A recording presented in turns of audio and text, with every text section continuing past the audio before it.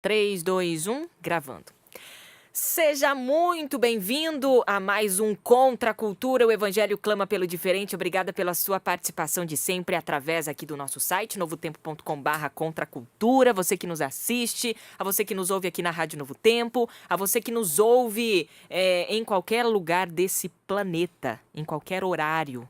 Ou fora dele Ou também. fora dele também, quem sabe, né? Aí tem alguém ouvindo a gente, abraça aí pra Lua.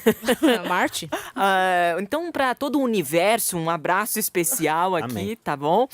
Você que nos ouve através do podcast Contra a Cultura e assina o nosso canal aí através do seu aplicativo de podcast. Isaac Rezende, para você que, né, você não viaja para outros planetas, mas... Eu sou universal. Não, pera. Tudo bem, Isaac? Volta, jovem, volta. Tudo bom. Prazer estar aqui de novo pra gente falar dessa carta tão maravilhosa. E o episódio de hoje, assim, vai ter muita graça, eu acho. Opa, Mayara Costa, cheia de graça, tudo Cheia bem? de graça. E aí, Bia?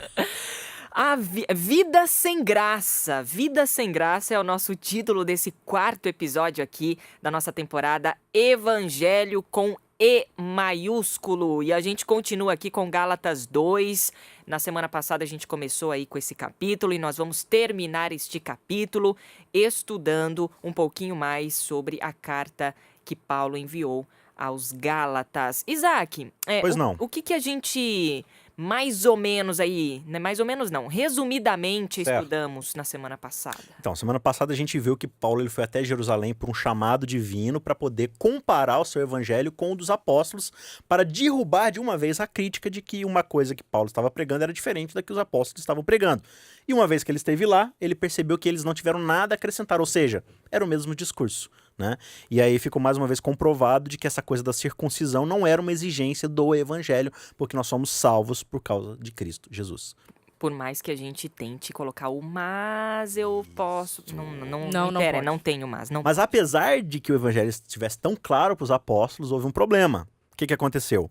Pedro, ele do nada parou de viver o evangelho e começou a ter uma atitude separatista entre gentios e judeus e começou a ignorar os gentios e comer só com os judeus. E parece besteira assim, mas né, acho que até é importante para essa discussão né, desse episódio.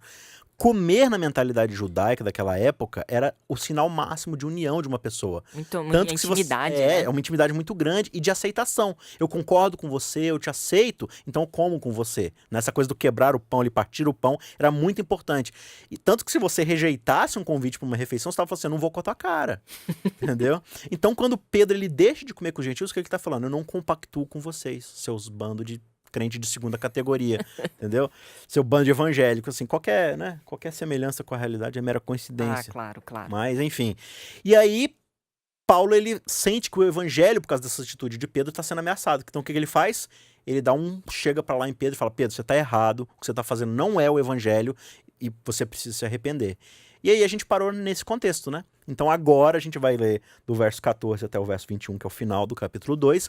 E aqui Pedro ele vai dar uma explicação teológica do porquê Pedro está equivocado. E, consequentemente, ele dá essa explicação para a igreja da Galácia e para todos nós. Muito bem, então vamos lá, pega a sua Bíblia, a gente continua aqui a partir do versículo 14 do capítulo 2 de Gálatas, então vamos lá, do 14 ao 21 hoje, para a gente poder tirar mais lições aqui neste nosso quarto episódio. Vida sem graça, vamos ver o que a gente quis dizer com esse título aqui do Contra a Cultura. Quando vi que não estavam seguindo a verdade das boas novas, disse a Pedro diante de todos. Isso, Paulo, que está colocando. Se você que é judeu de nascimento vive como gentil e não como judeu, por que agora obriga esses gentios a viverem como judeus? Você e eu, Pedro, somos judeus de nascimento e não pecadores, como os judeus consideram os gentios. E, no entanto, sabemos que uma pessoa é declarada justa diante de Deus pela fé em Jesus Cristo e não pela obediência à lei. E cremos em Jesus Cristo para que fôssemos declarados justos pela fé em Cristo e não porque obedecemos à lei. Pois ninguém é declarado justo diante de Deus pela obediência à lei. Versículo 17. Mas se a busca da justiça por meio de Cristo nos torna culpados de abandonar a lei, isso torna Cristo responsável por nosso pecado? De maneira nenhuma. Se, pois, reconstruo o antigo sistema da lei, que já destruí, então faço de mim mesmo transgressor da lei. Versículo 19. Pois quando procurei viver por meio da lei, ela me condenou. Portanto, morri para a lei, a fim de viver para Deus. Versículo 20. Fui crucificado com Cristo. Assim, já não sou eu quem vive, mas Cristo vive em mim. Portanto, vivo neste corpo terreno pela fé no Filho de Deus, que me amou e se entregou por mim. Não considero a graça de Deus algo sem sentido, pois sem a obediência à lei, pois se a obediência à lei nos tornasse justos diante de Deus, não haveria necessidade alguma de Cristo morrer. Eu acho que aqui fica bem claro qual é o problema, né? Você querer acrescentar obras, né, para a obra da salvação, Você fazer coisas para alcançar a salvação. você tirar Cristo do centro. Você não precisa de Cristo, porque o que Paulo está querendo dizer aqui para Pedro é o seguinte: nós somos judeus e dentro da nossa nação, nós somos santos e somos salvos por causa, primeiro, da descendência que a gente possui, e segundo, por causa da lei que a gente recebeu de Deus. Então, se a obediência a essa lei nos torna aptos para estarmos salvos, nos torna justos, então a gente não precisava de Jesus, a gente sozinho conseguiria Ou alcançar seja, a o gente caminho. não é cristão, né? Já derruba toda a credibilidade. Tipo, se a gente acredita que a lei nos salva, então a gente não é cristão, né? Porque não é Cristo que exatamente. salva. Como é que eles realmente queriam construir uma religião onde Cristo não tem espaço. Ou até ter um espaço, assim, dentro de um discurso, mas na prática mesmo, né? E eu até terminei falando no episódio da semana anterior, essa questão de por que era tão ofensivo Pedro fazer o que fazia, né? E aí no verso 14 ele fala, se você que é judeu, não vive como judeu, mas como gentil, por que você espera dos gentios que vivam como um judeu? Se fosse hoje, eu acho que ele falaria mais ou menos assim, ó, porque a gente como adventista, talvez na sua igreja tenha esse discurso aí, se você não é adventista, né? Não sei, aqui na nossa igreja tem muito disso. A gente fala assim, não, legal aí que esse pessoal aceita a graça, aceita a cruz, o sacrifício de Cristo, mas nós temos a verdade. Paulo viraria pra gente falar assim, se você que tem a verdade não a segue, por que você tá exigindo dos outros que a sigam? E ele vai falar isso. Sim. Bem pra frente, num outro livro aí, que virá um dia, né? Uhum. Ele vai falar exatamente isso. E aí você se torna pior do que a condição daquele outro que não conhece, porque você, por conhecer, não vive o que você deveria viver. Então a Isso te hipocrisia torna é algo totalmente seríssimo. hipócrita. Porque você... Não, eu tenho a verdade, mas você não a vive. Ah, claro que vivo. Eu guardo o sábado e vou pra igreja. E não como porco. Falei, legal, mas e todo o resto da Bíblia que você acabou de negligenciar? Porque se a gente for comparar nossa conduta com a Bíblia toda, alguma coisa vai derrubar a gente. Não adianta. Você não é perfeito em relação a tudo que a Bíblia exige. E ela é desse jeito justamente para te mostrar. A lei, ela é implacável para te mostrar que a sua condição, ela é muito depravada. Então a lei só tem esse papel, ela quer te mostrar que você é depravado. Porque imagina... se Totalmente dependente de Deus. Porque se você precisa pedir pra alguém, fala, Bianca, não pode matar. Aí eu falo, tá bom, já que você pediu, eu não vou matar. Isso mostra que você é boa?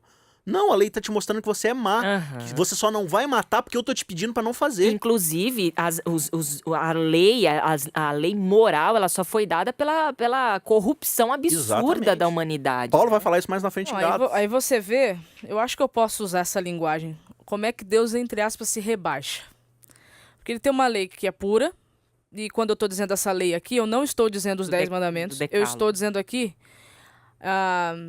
toda a reflexo instrução. máximo do seu Isso, caráter. reflexo máximo do caráter dele, que é o amor. Que é o amor. Então agora eu tenho um Deus que ele é amor, que ele se mostrou amor, que ele ensinou pelo seu exemplo que é amor, e agora ele precisa readaptar essa lei de amor para criaturas que estão contaminadas pelo pecado, separadas dele, que não sabem mais viver esse amor que ele ensinou.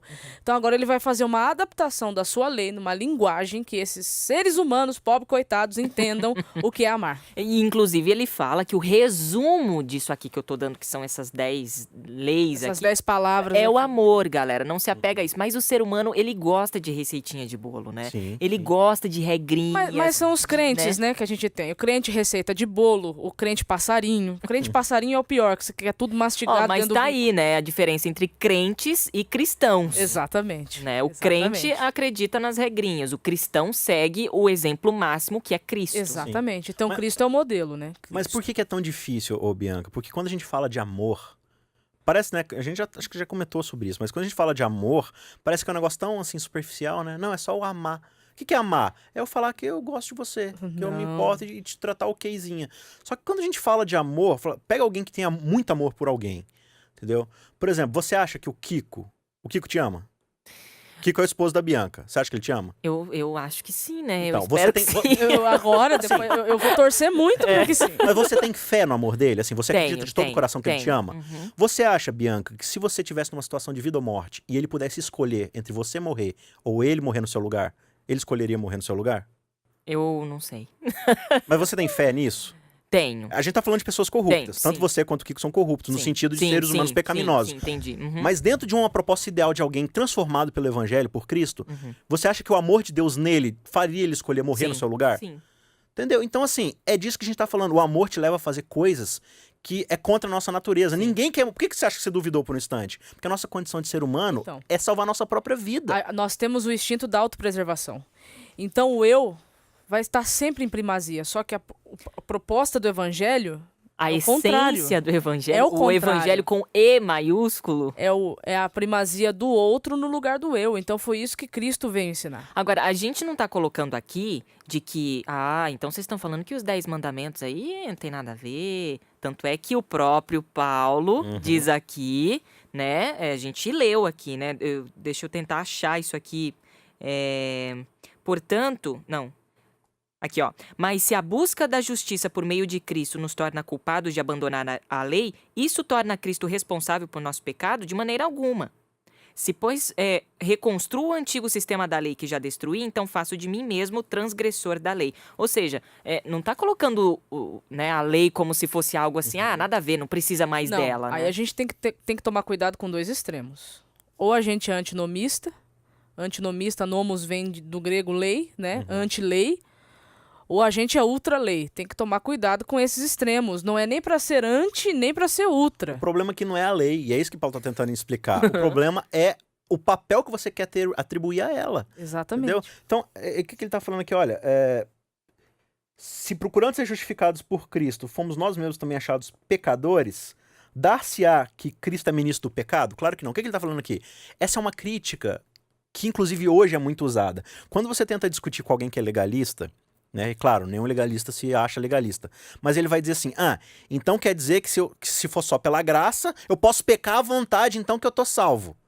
É isso que Paulo tá falando aqui. Uma vez que eu busquei a Cristo para ser justificado, eu continuo vivendo de qualquer jeito, então quer dizer que Jesus ele tá promovendo o pecado. Jesus tá falando assim, ó, é isso que Paulo tá dizendo aqui, ó. Não, basta você me aceitar e você pode continuar vivendo de qualquer jeito. Claro que não. Paulo tá falando assim, é isso que Jesus tá falando? Claro que não é. Tanto é que se você tiver essa atitude, aí realmente você não tá tratando o evangelho E mesmo, por que né? não é? Porque na sequência, Paulo vai dizer o seguinte, da mesma forma como Cristo assumiu uma cruz, agora eu assumi também.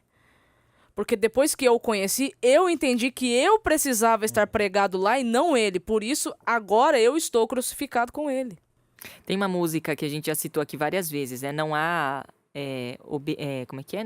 A obediência à lei me faz existir. Sim, né? não há existir sem obedecer. Não há existir sem Sim. obedecer. A lei é como se assim, a minha religião se chama Jesus Cristo. Exatamente. Né? E diante de Jesus Cristo, o meu viver para ele é tão absurdo que a lei ela vem automática para mim, porque eu quero fazer a lei no sentido de obediência a ele, o meu reflexo máximo, né? Minha vida toda para ele. Então, junto com isso vem a lei, vem o obedecer. Né? Sim. Agora, não é eu não pego a lei e resumo em Jesus e depois Jesus, né? Primeiro Jesus, depois a lei. É porque a obediência ela vai ser uma evidência externa de uma santificação interna operada por Cristo.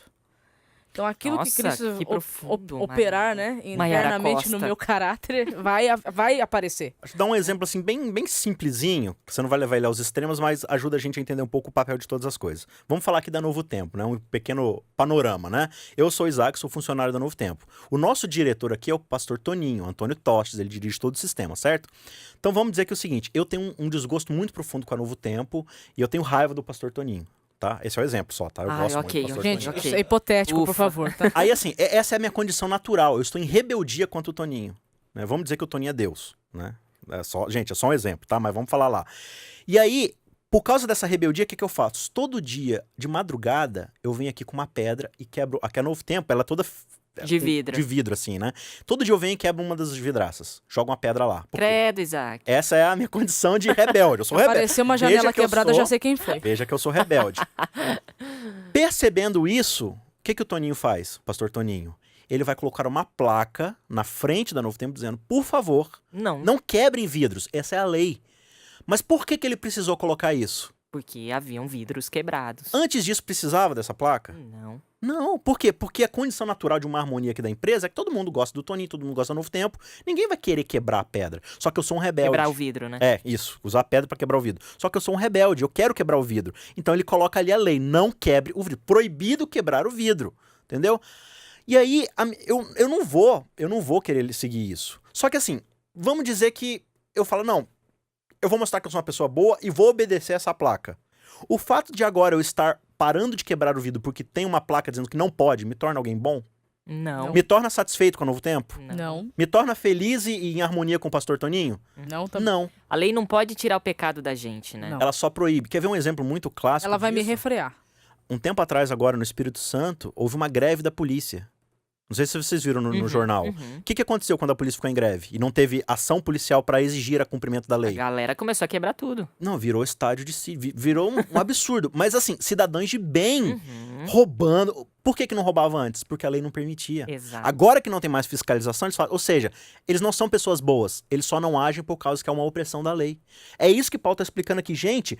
Se eu quero mostrar que sou bom pelo cumprimento da lei, só vai provar um ponto pra todo mundo. Eu não Que eu sou. só faço isso porque não pode. Tá aí pra você que reclama muito de leis de trânsito. Elas só existem porque nós não queremos exceder o limite, nós não respeitamos o trânsito, né? Então tem que ter leis cada vez mais rígidas Isso. pra poder Isso. diminuir a galera aí. Então a gente Aí, já assim, sonha. aí, rapidinho, aí vai lá e a multa de trânsito sobe de R$300 para R$5.000, que teve um aumento absurdo aí esse tempo, né? Qual a nossa reação? Que absurdo! Subiu para R$5.000 essa multa! Cara, se você não fosse um cara que dirige mal, assim, e inconsequente, você não ia precisar se preocupar com isso. Por que você se preocupa? Porque a sua vontade é de transgredir, é de furar um sinalzinho vermelho, é de andar o dobro da velocidade permitida. Então, essa que é a condição natural do ser humano. A gente tá debaixo da lei. Por quê? Porque a lei mostra o quanto a gente é corrompido. Quando é interessante, porque uma vez eu conversando com um amigo, e na discussão, tinha mais gente na roda ali conversando, e um deles falou assim: a minha meta é guardar os 10 mandamentos. E aí um dos nossos o meu amigo falou, né? Você guarda os 10 mandamentos? Guardo os 10. Tipo, ou pelo menos, se eu não estou guardando, estou tentando guardar os 10. E aí ele perguntou: e vocês não guardam os 10?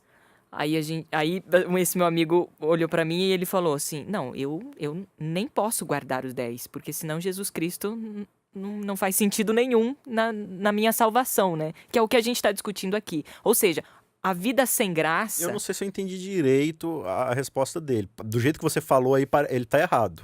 Do jeito que foi colocado aí. Tipo, não é que eu não posso obedecer. Ele falou, não posso obedecer. Não é que não pode, mas assim, eu devo obedecê-la. Não, eu devo obedecê-la, mas no sentido assim, eu não consigo guardar os 10 mandamentos por mim mesmo. Entendeu? Eu não existo pra guardar essa lei impecável. Porque é através do próprio Cristo, ou seja, tudo que a gente discutiu aqui, que é através de Cristo que essa lei é cumprida na minha vida. Sim. Entendeu? Mas é até interessante você tocar nesse ponto, porque aí, de novo, eu não sei se a Mara vai concordar comigo, o nosso grande problema tá no discurso do menino inicial e no do final também. Não que ele tá errado, mas assim, quando a gente fala assim que a minha meta é os 10 mandamentos, eu tô falando assim, eu me contento com pouco. Sim. Que é o que a gente tava falando antes. Eu me contento simplesmente em não fazer o que é errado. É uma vida sem graça. O que é ser cristão pra você? Não fazer o que é errado. Então, mas Nossa, aí... cara, você se contenta com muito É uma pouco. vida sem graça É uma nos vida- dois É sentidos. uma vida sem graça nos dois sentidos e a gente só vive o aspecto negativo da religião. E quando Cristo veio, ele veio para mostrar o aspecto positivo. Então, assim, a lei ela tem uma função e é isso que Paulo está querendo mostrar aqui. E a função dela não é te salvar, porque ela não é o antídoto para o pecado. O antídoto para o pecado se chama Jesus Cristo. A lei ela vai ter outra função na sua vida. Ela pode ser a norma, o espelho e o freio, mas ela não pode ser o antídoto para o pecado. Exatamente. Não, porque pensa bem agora, neste exato momento, quantos pecados a gente está cometendo dos 10? Dos 10, se você olhar a lista, nenhum. Ou seja, a gente tá sem pecar. Olha que maravilha, Bianca. Olha A gente aí. tá sem pecar por quase 25 minutos. Eu sempre achei que você era um santo mesmo. Tá vendo? Isaac. Só que a gente tá se contentando com muito pouco. Se o pecado for só a transgressão desses 10 itens, então realmente dá pra cumprir. Só que a lei, ela tramita num âmbito muito maior. Ela tá falando que a nossa condição, ela é muito absurda. Ela é de egoísmo, ela é de autopreservação o tempo todo. Então, quando eu conseguir cumprir os 10, isso só vai provar uma coisa, que eu sou ruim. Porque eu tô me contentando com muito pouco, eu poderia estar fazendo muito mais. E aí, claro, o discurso de Paulo e dos outros apóstolos da Bíblia vai ser assim, quando você vive um tipo de amor que Cristo demonstrou, que é aquele amor que vai até o fim por uma pessoa, você vai cumprir a lei. Entendeu? Porque, assim, não tem como você quebrar. Por exemplo, se eu tô disposto a morrer por você, Bianca, ou por exemplo, vamos dizer o Kiko tá disposto a morrer por você. Se ele tá disposto a dar a vida dele por você, você acha que ele vai te magoar dormindo com outra mulher? Não. Entendeu? Então, quando o meu amor é um amor que vai até o fim da minha vida... É genuíno. Eu não Verdadeiro. preciso me preocupar com os 10 mandamentos, porque eles vão ser naturais. O Kiko não vai mentir pra você, o Kiko não vai roubar de você, ele não vai te assassinar. Se ele quer dar a vida por você, por que ele vai tirar a tua vida? Então, Você percebe? a grande essência disso é, porque eu te amo, Senhor, eu quero aprender a amar o outro a ponto de que eu não minta pra ele. Porque eu te amo, Jesus, eu quero aprender a amar o outro a ponto de eu não quebrar a honra dele, de eu não desrespeitá-lo. Aí a gente sai do preceito e entra no princípio, que está por trás de cada preceito. Então, pra gente finalizar aqui o nosso episódio, o tempo tá acabando, a tal da justificação pela fé, que aí a gente lembra lá, né, de Lutero, lá Sim, da das Reforma. 95 teses, que esse ano completa 500 anos aí do Isso. protestantismo, um ano, assim, significativo, assim, ao extremo para os protestantes, para tudo que Lutero não conquistou, Não só Lutero, né? Todos os exatamente, reformadores, mas que né? começou ali com eles, todo esse trâmite da reforma. Como é que a gente pode resumir essa tal justificação pela fé, então? Então, ser justificado é ser declarado inocente. Então, nós temos um culpado, você é culpado, mas você é declarado inocente. E essa declaração de inocência, ela vem por meio da graça, só que ela só pode ser possível na nossa vida através da fé. A fé. Então, só que aí é que tá. A gente é culpado de quê? A gente é culpado de sermos rebeldes contra Deus e contra o seu sistema de governo. Uhum. Qual foi Essa é a nossa natureza. Qual foi o já, pecado né? de Satanás e o pecado de Eva? Deus, eu não aceito o Senhor como soberano na minha vida. Uhum. Eu tenho total capacidade de definir e discernir o que é certo e viver desse jeito. Uhum. Essa foi a questão que Eva vivenciou ali. Tornar conhecedora do bem e do mal. Ou seja, eu vou definir o que é certo e o que é errado e passar a viver daí. Então a gente, como ser humano, desde que o pecado entrou no mundo, tá vivendo uma vida que declara diante de Deus, eu não preciso de você. Então sempre que Deus tenta uma aproximação, a gente não quer. Por quê? Porque eu não preciso de você. Eu resolvo com as minhas próprias Então, quando eu mãos. viro pra Deus e falo assim, Deus, olha tudo que eu fiz, você agora pode se relacionar comigo. Ele tá falando assim, cara, você tá repetindo o mesmo pecado de Eva. Você tá virando pra mim e falando assim, eu sou capaz de reconciliar aquilo que o pecado quebrou. Então, quando nós somos declarados justos por meio da fé, qual é a questão aqui? Deus, ele deu seu filho para poder cobrir justamente essa ponte que estava sendo quebrada. Ele falou assim, olha, por causa da justiça do meu filho, ele veio e mostrou como vive alguém que se relaciona perfeitamente comigo. E é por causa dele que hoje você tem a capacidade, através da graça, de voltar a se relacionar comigo. É só isso. Então, por que nós somos salvos? Nós somos salvos dessa condição miserável de não querer nada com Deus. Quando a graça, o que é a graça? É o ato de Deus que não precisa de nada de nós e não devemos nada pra ele, vem até nós e fala assim, eu quero ter um relacionamento com você. E isso que você falou é muito louco, porque a gente tá sendo salvo de nós mesmos. Essa que é a grande Tipo, questão. não é da morte, não é do pecado, não Salvar é... você de você é mesmo. de Se você não você fizer isso, mesmo. você tá perdido. Que coisa, né? Que coisa. Nós somos o nosso inimigo mesmo é a Não, o gente. pior nós somos. inimigo que nós temos somos nós mesmos. O diabo só tira proveito. Então a fé não é necessariamente aquilo que Deus ele vai me dar, que é bênçãos, né? Eu acredito que Deus vai me ajudar a passar no concurso público. Não, é acreditar de fato no sacrifício de Jesus, na figura de Jesus, Sim. na essência de Jesus Cristo, né? É Isso. acreditar... É crer que ele existe, como diz lá em Hebreus, e é galardoador, ou seja, ele é provedor da salvação para aqueles que o buscam. Né? Só que mesmo essa tendência de buscá-lo é a graça dele que oferece, porque a gente não quer buscá-lo. Então aí ele vai encerrar dizendo, verso 20, logo já não sou eu quem vive, mas é Cristo que passa a viver em mim. E agora o tipo de vida que eu vou viver na minha carne, eu vivo pela fé no Filho de Deus, que me amou e a si mesmo se entregou por mim. Portanto, eu não estou anulando a graça de Deus. Porque aí ele vai falar, né? Cristo morreu em vão se isso aconteceu. Então, a vida que eu passo a viver depois que eu sou justificado por essa fé é a vida que Cristo vive em mim. Eu sigo ele como modelo. Então, assim, de novo, a ideia aqui do trânsito, né? Imagina, eu tô preocupado lá em quebrar a lei de trânsito. Aí, de repente, Jesus fala assim, eu vou dirigir pra você. E Jesus é tipo o Hamilton da Fórmula 1, entendeu? Eu vou dirigir pra você agora, tá tudo certo. Você não precisa mais se preocupar, porque ele não vai infringir as leis, ele sabe dirigir. É isso que Paulo tá falando aqui, nós vivemos agora, Cristo vive em nós. Que o nosso maior anseio seja apontar tudo para Cristo e que ele seja o nosso maior modelo, que possamos ser cópias de Jesus Cristo nesta terra, já que, né, a gente fala que é cristão, então somos pequenos cristos. Que sua vida tenha muito mais graça. Exatamente. Por causa da graça. Anule a vida sem graça. Isso. Essa é a mensagem aqui do Contra a Cultura pra você. Uma vida cheia de graça pra você. Maiara, valeu, até semana que vem. Valeu, Bia, até semana que vem. Isaac, cheio de graça. É isso aí. E a treta continua, viu? Capítulo 3 tem muita coisa legal pra gente aprender. Tem left buffet na cara aí pra gente discutir também. Muito bom. Até semana que vem, Isaac. Até. Valeu você pela companhia de sempre. Até semana que vem, se Deus assim permitir. Paulo só